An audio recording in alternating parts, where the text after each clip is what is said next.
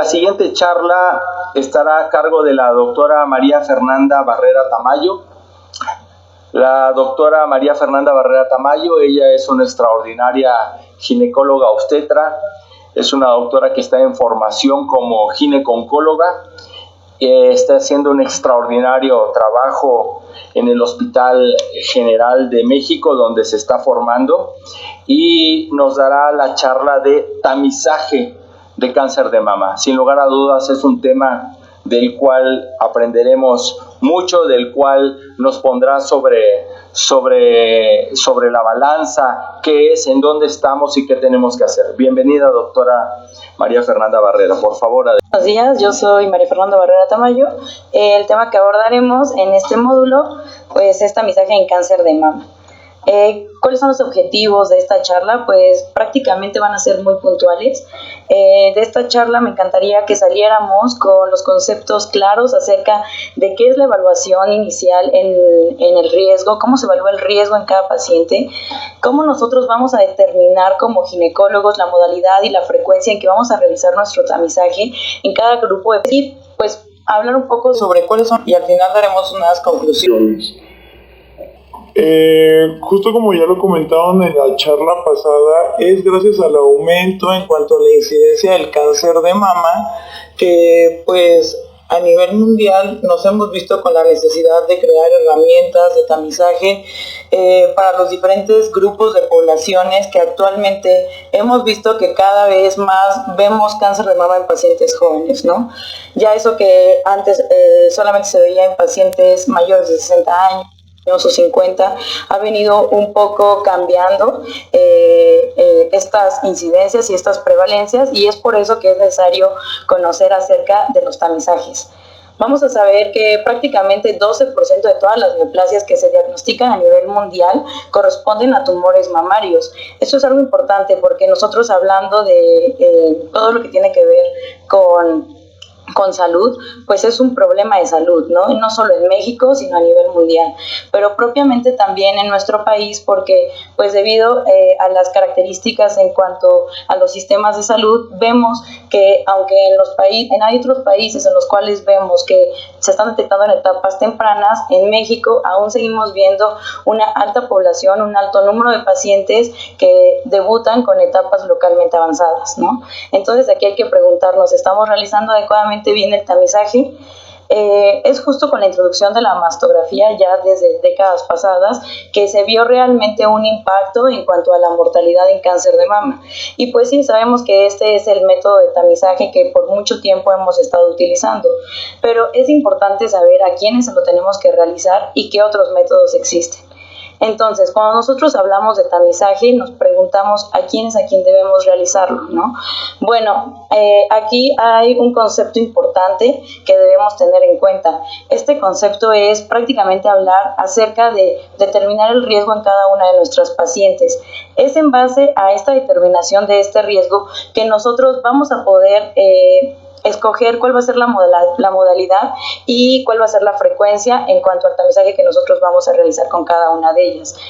Esto es importante porque también a partir de este tamizaje nosotros vamos a poder valorar qué pacientes se van a beneficiar, por ejemplo, ya de otras técnicas, ¿no? Como un asesoramiento genético, y que esto a su vez lleve a una quimioprevención o a todas estas modalidades que son reductoras de riesgo.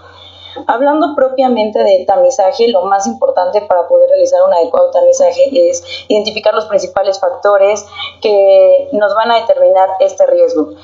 Hablando muy someramente, los que ya casi todos conocemos, pues son antecedentes personales de cáncer de mama, de cáncer de ovario o cáncer peritoneal. Es importante también que nosotros identifiquemos a aquellos pacientes que tienen historia familiar de estos mismos cánceres. Es importante también los pacientes que tienen mutaciones BRCA1, BRCA2, pacientes que tienen altas densidades mamarias, como es el caso de las pacientes jóvenes. Sin embargo, pues también lo pueden presentar. las que han tenido biopsias en múltiples ocasiones, pacientes que han recibido, por ejemplo, radioterapia en ese intervalo de vida de los 10 hasta antes de los 30 años, sobre todo cuando este tipo de radioterapia va dirigida hacia la región del tórax, y pues todos los factores que nos llevan a un estado de hiperestrogenismo, es decir, la nulliparidad, la menarca temprana, la menopausia tardía. Pues todo esto nos va a nosotros a prender un foco rojo para saber cuáles son las pacientes a las cuales tenemos que realizarles un tamizaje, tal vez antes de lo que nos marcan las guías, ¿no? Si bien las guías existen, no quiere decir que forzosamente es lo que tenemos que hacer. Nosotros debemos tener la capacidad de poder adaptar lo que las guías nos dicen a la población en la que nosotros estamos trabajando, y de esta manera es como nosotros vamos a poder impactar en cuanto a la mortalidad, ¿no? En la incidencia y prevalencia en cáncer de mama. Aquí les muestro una tabla en la cual se enumeran los principales factores que se asocian significativamente a un mayor riesgo.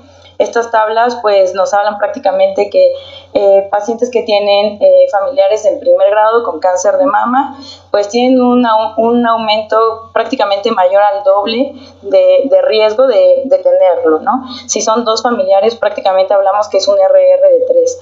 Pacientes que debutaron con cáncer de mama a una edad menor de 40 años, también ha sido un factor que se ha asociado significativamente a un mayor riesgo de presentarlo. Pacientes con biopsias previas y pacientes que tienen densidades mamarias elevadas, que nos dan BRAF 4 o BRAF 3, pues también se ha visto que tienen un aumento significativo que va a impactar en que nosotros podamos categorizar a nuestras pacientes tal vez no en un riesgo moderado o en un riesgo bajo, sino en un riesgo alto. Hablando de riesgos, es importante que nosotros conozcamos que existen ciertos modelos predictores de riesgo. Tal vez el que más conocemos es el modelo de Gale. Este es un modelo que ya salió hace un par de décadas, pero es un modelo que es de muy fácil acceso y que nosotros, si lo conocemos, nos va a ayudar a la estratificación de riesgo de cada una de nuestras pacientes. Todos estos modelos, ya sea Gale, ya sea BRCA Pro, ya sea el modelo de Tyler, van a tener sus beneficios y sus deficiencias, ¿no? Prácticamente estos modelos tienen un problema, y es que en pacientes menores de 35 años no van a ser tan buenos predictores de riesgo. Todos estos modelos es importante que nosotros nos vayamos con la idea de que no nos van a decir la tasa de mortalidad, no nos van a prevenir o no nos van a dar información acerca de mortalidad, pero sí nos van a impactar en el riesgo que tiene la paciente a 5 o a 10 años del desarrollo de cáncer de mama, ¿no? Es así, a partir de estos modelos, que nosotros vamos a poder estratificar a nuestras pacientes en pacientes que cuentan con un riesgo promedio, pacientes que cuentan con riesgos moderados y pacientes que cuentan con riesgos elevados. Prácticamente es a partir de la estimación de estos riesgos cuando nosotros vamos a meter a nuestras pacientes en cada uno de estos grupos y saber cuál es el tipo de tamizaje que tenemos que realizar. Es así cuando nosotros tenemos una paciente con un riesgo promedio, que es decir, que tiene una posibilidad de desarrollo de cáncer de mama a 5 años menor del 15%, nosotros ¿qué tenemos que hacer? Pues el estudio de tamizaje. Aquí lo que va a tener importancia es la edad. Los pacientes con riesgo promedio no van a ser pacientes que tienen antecedentes familiares de cáncer, no pueden ser pacientes que tienen mutaciones en BRCA, son prácticamente pacientes que son asintomáticas y que no cuentan con ningún antecedente de los que ya habíamos mencionado que sí representan un factor de riesgo significativo. Estos pacientes, pues, la edad es la que nos va a decir qué tipo de tamizaje elegir, ¿no? Así hablamos que cuando nosotros tenemos una paciente con un riesgo promedio, pero con una edad menor de 40 años, bueno, pues esta paciente lo idóneo será no hacerle nada, pero cuando tenemos, mantenerla en vigilancia por parte de su ginecólogo, pero cuando tenemos una paciente con una edad mayor de 40 años, bueno, pues ahí entra prácticamente lo que nos hablan la mayoría de los consensos, ¿no? Incluso el consenso mexicano en su reciente actualización del 2023, pues es en estas pacientes en las cuales vamos a realizar un estudio de mastografía, ¿no? Como estudio de tamizaje. Cuando nosotros tenemos una paciente con un riesgo moderado, ¿quién va a ser una paciente con riesgo moderado? Pues va a ser una paciente que, por ejemplo, tiene obesidad, que tiene índices de masa corporales elevados, pacientes que tuvieron algún tipo de biopsia previa, pacientes que tienen alta densidad mamaria, pero que tampoco tienen antecedentes francos de una mutación o de un síndrome hereditario familiar, bueno, estas pacientes las vamos a citar en el riesgo moderado. Estas prácticamente van a tener un 15 o un 20% del riesgo de desarrollo de cáncer y lo que nos marcan las guías internacionales como la NCCN es que en este tipo de pacientes lo idóneo es prácticamente someter el mismo tipo de tamizaje que en el grupo promedio, ¿no? Que es lo mismo, mastografía en aquella paciente mayor de 40 años y saber que no es de manera rutinaria realizar un ultrasonido, ¿no? Esto cambia mucho cuando nosotros tenemos, por ejemplo, pacientes con riesgos elevados. En este tipo de pacientes vamos a englobar a todas aquellas pacientes que ya tienen, por ejemplo, el diagnóstico de una mutación a nivel de BRCA, pacientes que tienen ya un diagnóstico de Lifraumeni, pacientes que tienen ya propiamente una mutación a nivel del P53 o que tuvieron ya más de 2 familiares. O, por ejemplo, aquí también podemos situar a las pacientes que han recibido radioterapia antes de los 30 años. Este tipo de pacientes sí va a ser nuestro grupo en el que tenemos que prender definitivamente un foco rojo, y en este tipo de pacientes sí es importante la realización de la mastografía, pero las guías lo que nos marcan es de ser posible, lo idóneo en este grupo elevado es la realización de un estudio por resonancia magnética también. ¿Por qué? Porque este tipo de pacientes con mutaciones BRCA, pues vamos a ver que están, por ejemplo, más asociadas a inmunofenotipos de alto riesgo, ¿no? Llámese sobreexpresión GER, llámese triples negativos, y estos se caracterizan por presentarse principalmente en pacientes más jóvenes. Las pacientes más jóvenes, a su vez, presentan densidades mamarias mayores y por lo mismo la mastografía tal vez no va a ser el mejor estudio de tamizaje. Entonces, para poder detectar en etapas tempranas a las pacientes, si existe el recurso, lo idóneo es complementar con un estudio por resonancia magnética. Hablando ya muy generalmente acerca de los principales métodos de tamizaje en cáncer de mama, aquí les pongo las recomendaciones generales que nos realiza el Consenso Mexicano en su última actualización en Colima en 2023.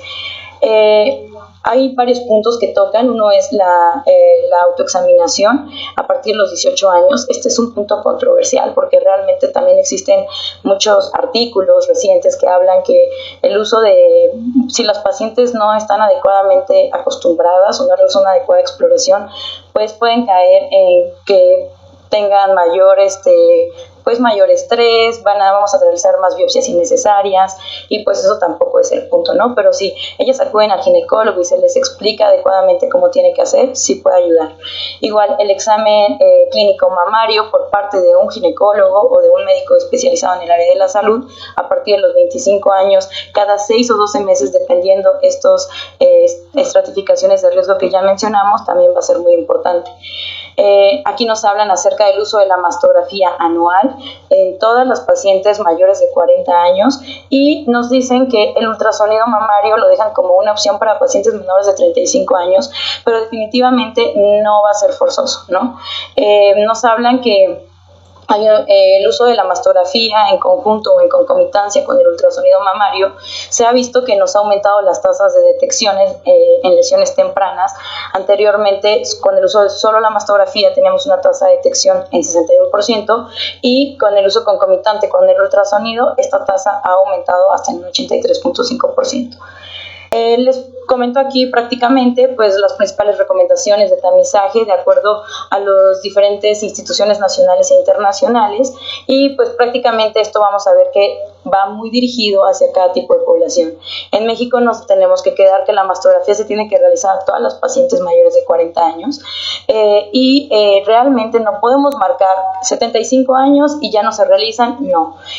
¿Por qué? Porque también hemos visto que cada día los pacientes viven más y si son pacientes con un adecuado ECOG, con un adecuado Karnofsky, no es una buena idea decir hasta los 75, ¿no? Si nuestra paciente tiene una expectativa de vida mayor de 10 años, tenemos que continuar con el tamizaje anual.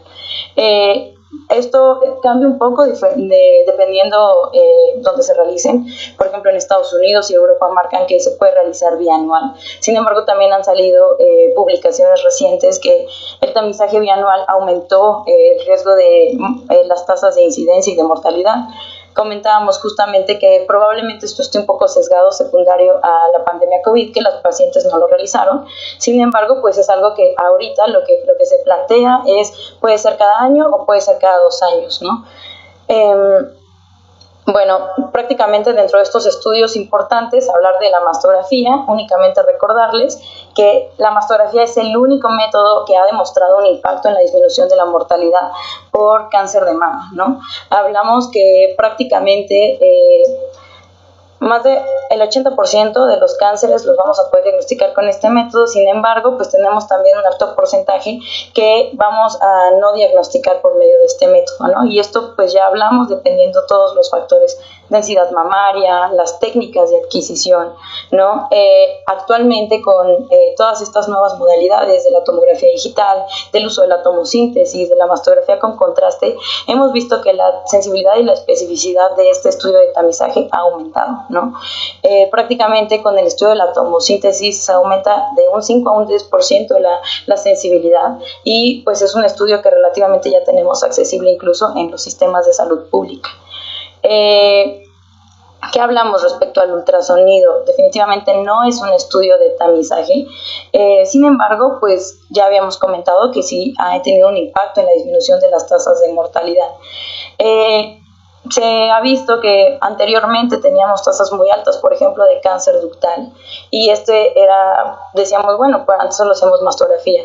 Actualmente hemos visto que otro tipo de histopatologías, papilar, lobulillar, por ejemplo, que presentan otras características, se pueden ver incluso mejor por ultrasonido o con técnicas como tomosíntesis, y eso ha sido lo que le ha dado también un papel importante.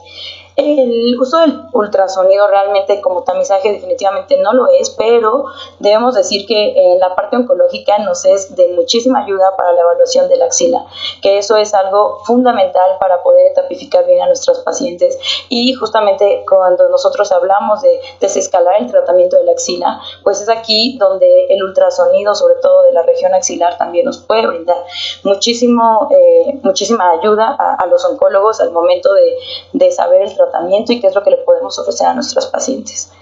Hablando de la resonancia magnética, como ya lo habíamos comentado anteriormente, va a ser de utilidad en las pacientes que nosotros ya estratificamos como un alto riesgo. Vamos a ver que en estas pacientes, pues este estudio aunado con la mastografía sí realmente eleva las tasas de diagnóstico, y aquí lo importante no es diagnosticar en etapas tardías, ¿no? Es diagnosticar en etapas tempranas, donde nuestro paciente se pueda beneficiar de un tratamiento conservador, donde no tengamos que ofrecer algún tipo de neoadyuvancia, y que obviamente cada vez vamos hacia la menor radicalidad en el tratamiento oncológico. Esto, la única manera de lograrlo pues es realizando un tamizaje efectivo, y pues es por eso que es necesario conocer todos estos grupos de riesgo. Hablando ya muy propiamente de los estudios moleculares, llámese PET-CT, llámese el PEM, estos estudios definitivamente no están indicados para tamizaje, tienen sus respectivas indicaciones, son más para valorar respuestas a tratamiento, propiamente ya en pacientes con diagnóstico. Entonces esto sale pero de este contexto, pero es importante conocerlo porque pues luego creemos que por ser un PET tal vez lo podemos utilizar y nos va a dar mayor información. No. Para terminar la charla, hay un par de cosas que me gustaría puntualizar, y es ¿con qué me voy de esta plática? Sí, definitivamente la mastografía, ya lo sabemos, es el método de tamizaje por excelencia. Lo tenemos que realizar definitivamente en todas las pacientes mayores de 40 años, pero lo que me encantaría es que nos lleváramos de esta plática el que es necesario y exhortarlos a conocer todos estos tipos de modelos que les comenté. Se pueden encontrar en la computadora, y ahí ustedes pueden meter prácticamente todos los factores de riesgo con los que cuenta el paciente, y al realizar esta estratificación del riesgo es la manera en la que nosotros vamos a poder elegir la modalidad de tamizaje y vamos a poder elegir la frecuencia de tamizaje, ¿no? Una cosa es todo lo que es por políticas de salud, pero hay otras cosas que se pueden ofrecer y que también nos van a ayudar a la detección temprana en cáncer de mama. Llevarnos que un adecuado tamizaje pues nos podrá evitar el tener pacientes con etapas localmente avanzadas, nos va a poder evitar el llevar pacientes a neoadyuvancia que implican otras complicaciones como cardiotoxicidad, neurotoxicidad, gastos a nivel de políticas de salud y pues definitivamente el que disminuyamos o tengamos un impacto en la mortalidad por esta patología que cada día vemos en mujeres más jóvenes y que representa el principal cáncer ginecológico a nivel México y a nivel mundial. Muchas gracias. A aterrizar algún par de cosas. ¿Cuál es tu concepto en cuanto a cómo defines o qué grupo de pacientes tú le solicitarías de entrada una resonancia magnética? Definitivo, solamente pacientes que tengan factores que estén en un riesgo aumentado, es decir, aquella paciente que ya sabe que tiene una mutación BRCA1, BRCA2, paciente que cuente con uno o con dos familiares que ya tienen antecedentes de cáncer de mama, cáncer de ovario, cáncer de colon, pacientes que recibieron radioterapia, por ejemplo, a tórax por antecedentes de linfoma. Bueno, es en estos pacientes en las que, sin duda alguna, aunado a la mastografía, hay que solicitar la resonancia magnética. De acuerdo. ¿Cuál es tu concepto de aquella paciente de bajo riesgo o de la población en general entre los 40 y 50 años de edad, para ti como parte del tamizaje en una paciente que llega a sus 40 años, se hace una mastografía, nos reportan una categoría BRCA2, donde en teoría está todo benigno, o así lo podemos traducir? Esa paciente le sugieres hacer una mastografía entre los 40 y 50 años, ¿con qué periodicidad? ¿O cuál es tu recomendación? Anual, definitivamente. Anual, las guías marcan que pueda ser bianual, sin embargo, ahorita por las tasas de mortalidad que aumentaron con el tamizaje bianual, definitivamente a partir de los 40 años, anual. De acuerdo. Dime una cosa, si bien has dicho que la mastografía es el estándar como herramienta de tamizaje, ¿sugieres que vaya acompañado de un ultrasonido, o en quiénes apoyarías que se haga como un complemento, o es que podemos dejar un ultrasonido para excepciones? Pues realmente el ultrasonido no está categorizado como una alternativa de tamizaje. Sin embargo, en pacientes que tenemos una mastografía pues ya sabemos las indicaciones propias del ultrasonido, un BRCA0 por alta densidad mamaria, pues definitivo el estudio que tiene que ir concomitante es un ultrasonido. Sin embargo, también en aquella paciente en la que nosotros clínicamente palpamos un nódulo como por mastografía, no nos lo refieren, pues sí sería buena idea realizar un estudio complementario con un ultrasonido. Definitivamente también cuando, por ejemplo, ahorita con COVID vimos muchísimas pacientes con adenopatías axilares, ¿no? Okay. El estudio ahí complementario definitivamente es el ultrasonido, ¿no? También una buena herramienta para completar el diagnóstico, sin embargo, definitivamente no es una herramienta de tamizaje. De acuerdo. Y este punto que siempre termina siendo también controversial, ¿hasta cuándo hacer mastografías? En tu ponencia hablabas de 74 años, 75 años, pero algo mencionaste que no, si bien es cierto hay una edad ahí puesta, ¿podemos continuar haciéndolas? ¿En quiénes? Realmente si tenemos una paciente que tiene un adecuado ECOG y que tiene una expectativa de vida a 5 o 10 años muy buena, hay que continuar el tamizaje, no porque tenga 75 años hay que pararlo. De acuerdo. María Fernanda Barrera, doctora, gracias por tu extraordinaria ponencia, gracias por darnos esta extraordinaria charla. Creo que los puntos quedaron bastante bien aterrizados. Como siempre, muchas gracias. Te damos de parte de Comego tu certificado. Muchas gracias. Hasta luego. Pásale, qué gusto tenerte por acá.